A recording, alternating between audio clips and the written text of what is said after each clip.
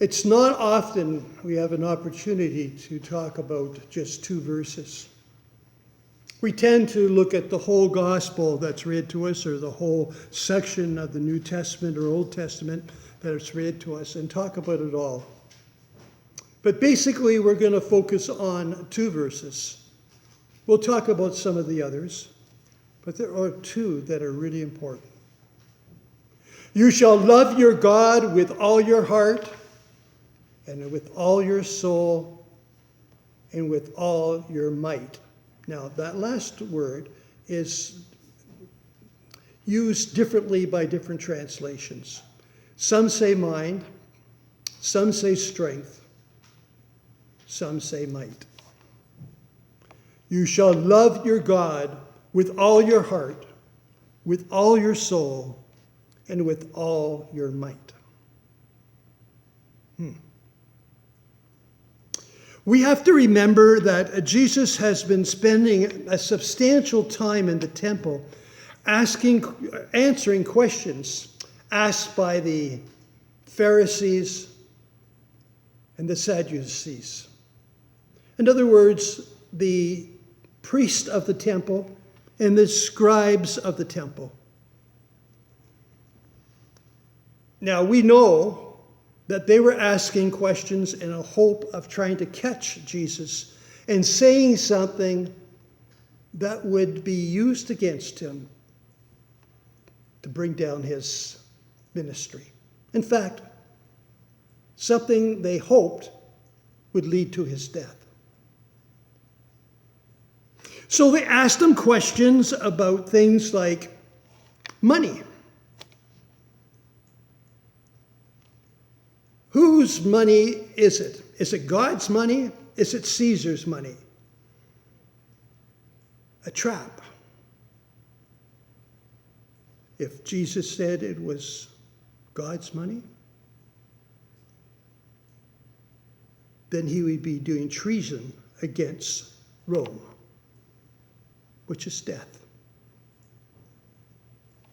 If he said it was Caesar's money, he was blaspheming the church.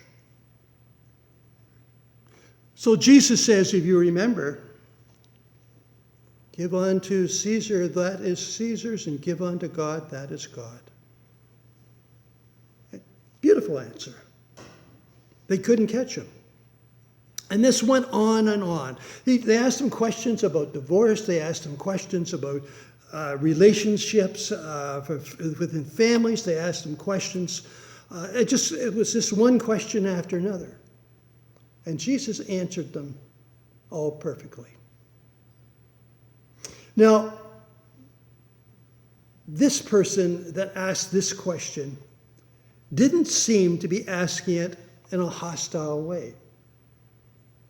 It appeared that he was asking him because he was a scholar. And he had listened to all of these answers that Jesus had given and thought to himself, this rabbi, even though he was only 30, this rabbi was a person with knowledge, wisdom. I'm going to ask my question. And his question was, if you remember, which is the greatest commandment? Now, we think we hear that of the 10 Commandments. But no. If you were Jewish, you had to think of all 613 commandments that are given in Deuteronomy, Numbers, and Leviticus. 613 things you should know, you should live by, and you could be brought up into the temple for breaking them. Did Jesus pick one? Yes, he did. You shall love your God with all your heart and with all your soul and with all your mind, or might. Now, where did he get that one from? Well, he got that from Deuteronomy 6, 4, and 5. Verse 4 starts, Hear, O Israel, the Lord our God, the Lord is one. You shall love the Lord your God with all your heart and with all your soul and with all your might. He took it directly from the scriptures. They couldn't argue with it. It was perfect.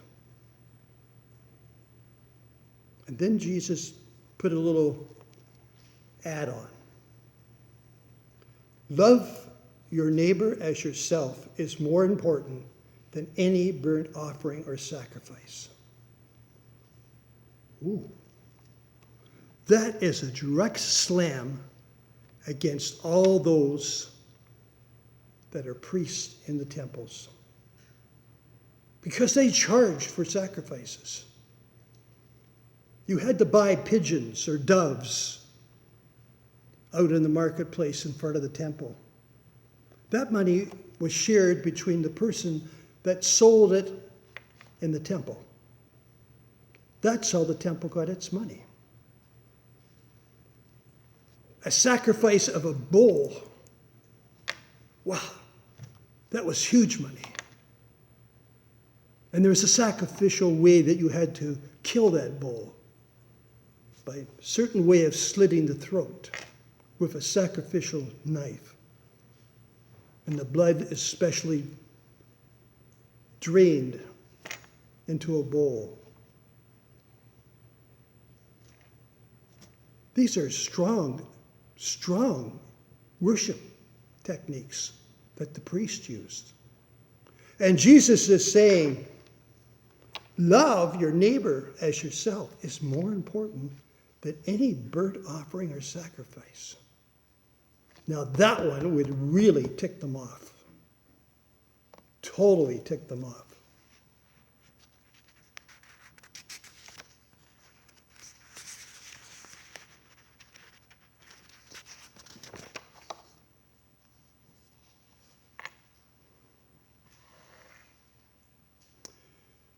If over the years we have lived according to, you shall love your Lord with all your heart, and with all your soul, and with all your might, we would not need the other 612 laws. Because everything that fits into those other 612 laws would fit in to what Jesus had just said. Now, mind you, some of them were dietary laws. Some of them had to do with Sabbath. Some of them had to do with marriage. Some of them had to do with divorce. I mean, there was a lot of things they had built into them. But can you imagine living a life with all your heart and all your soul and with all your might, showing your love to God? Wouldn't you have fulfilled everything that you could possibly do? It's almost asking too much of us. How, for example,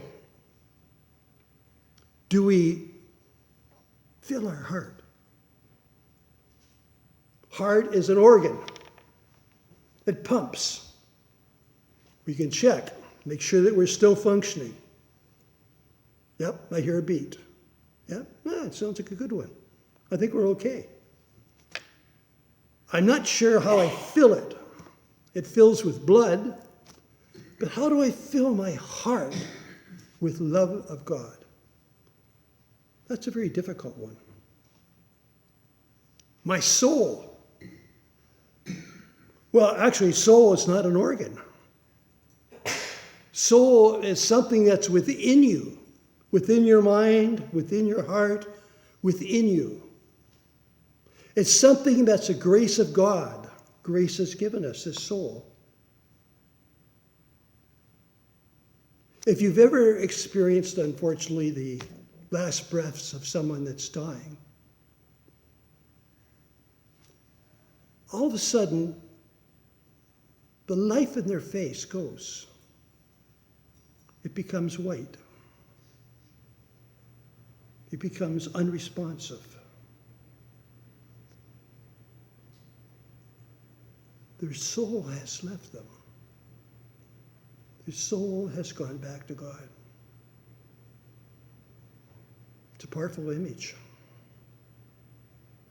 A powerful image.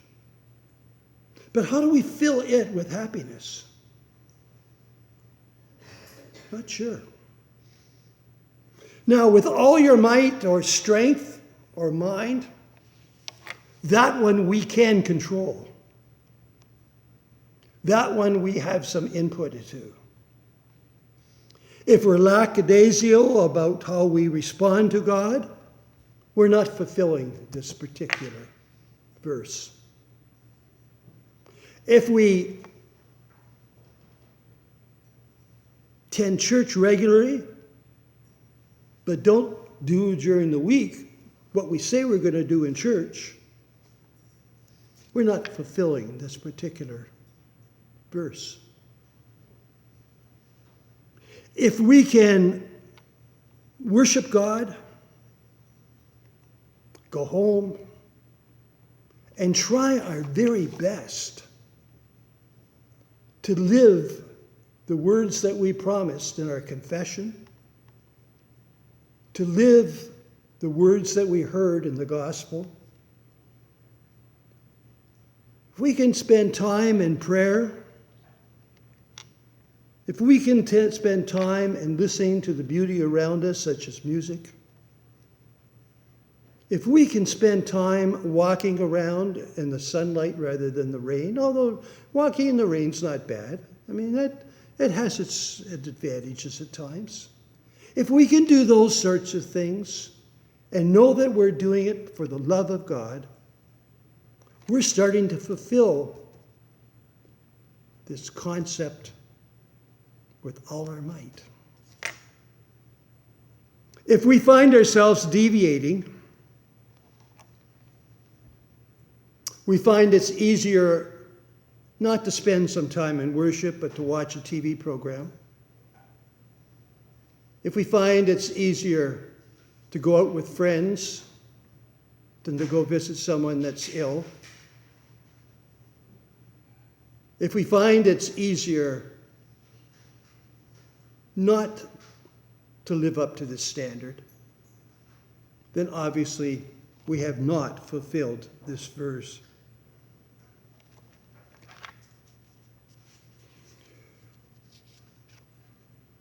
Look around at Facebook or read what's shared on Twitter these days.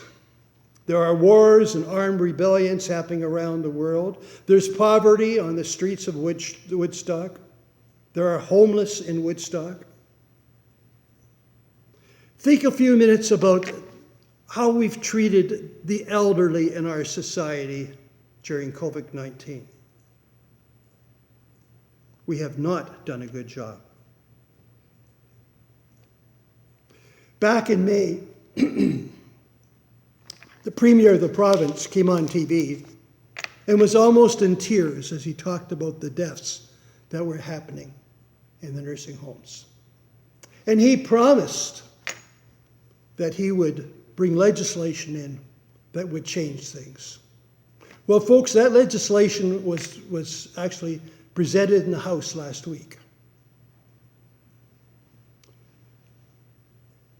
And I've got to tell you, that legislation will not change the culture of what's happening in nursing homes. That legislation throws lots of money into the issue, but does not resolve the issue. After listening to the Premier of the province, I sent him an email and said, basically, Mr. Premier, we have to rethink how we provide services to the elderly in this province. And I'd like to suggest to you that we don't reinvent the wheel, or we don't do the same thing. I would like to suggest to you that you look at what happened under Bill Davis, another Premier of Conservative stripe, where he made a commitment to close the institutions of those that had a developmental challenge within 10 years. Now, there were close to 15,000 or 20,000 people that were living in institutions across this province at that point. How? Well, we would develop services at the community level with volunteer boards of directors, not profit-making organizations with shareholders.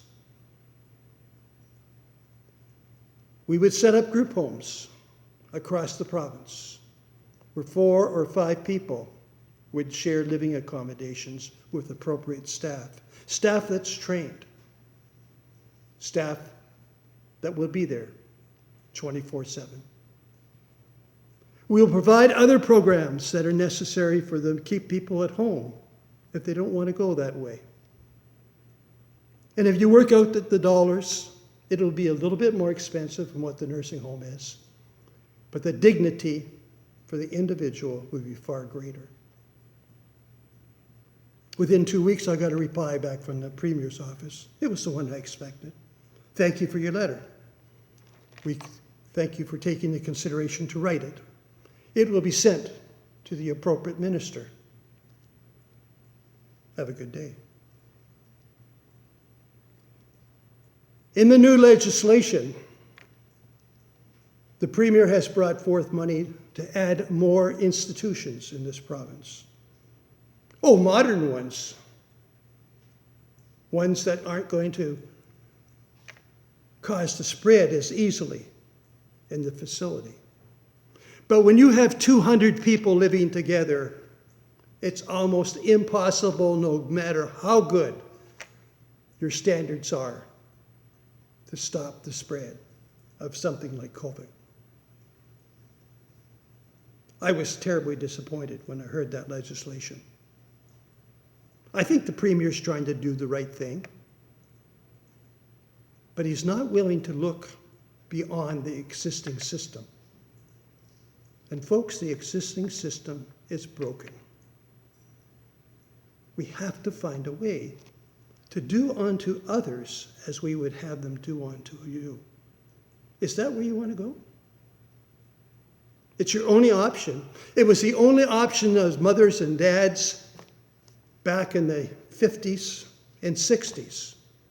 If you had a son or daughter that had a developmental challenge and you couldn't handle them at home, there was no option for you but to place them into an institution. How many people have been through those institutions? 1. I can tell you they were a disgrace. 20 people, 30 people on a ward, clustered by their ability, not enough staff. Now, this isn't happening in the seniors programs. I'm not suggesting that. Staff not trained. Many of them were people that came back from the Second World War looking for jobs. They got a job in this particular field. They had some training in-house. Bathing at night was lining people up to go into the shower. If they were having problems, they hosed them down. It was barbaric. There was limited programming. People sat in soiled clothing for most of the day. Now, that's not usually happening in our seniors program. But we do know from the reports that came back that a number of people that were incontinent were not getting changed on a regular basis. There just wasn't enough staff. Staff didn't want to go into that environment. I did a check with one of my colleagues who runs Participation House. He has 10 group homes for severely handicapped individuals. I said, Brian, how many COVID cases do you have during this? He said, none. None. And he had staff coming in and out 24 hours a day, but doing their protocol appropriately. Now, that's not to say that someone won't, over the last little while, end up getting COVID. But at this point, that has not happened. I phoned to 2 of the agencies that I was executive director for. And I said, how many COVID cases have you had? One case has about 100 people, or one facility has about 100 people in group homes. The other one has about 200 people in group homes or apartments that they're supporting. One had 2 individuals that had COVID. They lived out in the apartments. The other one, none. There are 250 agencies like that across the province of Ontario. Why can't we go to them and say, would you expand your mandate? Take in seniors as well as individuals with developmental challenges. Do unto others as we want them to do unto us. I don't normally do a political speech, but obviously this is something that bothers me quite badly. We've got to make a change in this province. Now, whether we can do it through the existing government, I don't know. The thing that's missing in this whole process is there isn't a group of parents willing to lobby for their children. And that's what happened when we changed the legislation with Bill Davis as premier. Lobby, lobby, lobby. That's not happening at this point. When your mother and father die, you grieve and you move on. You don't think it's going to happen to you because it's going to be 20 years out or 30 years out. But somebody has to step up. Love your neighbor as yourself. In the name of the Father, Son, and Holy Spirit. Amen.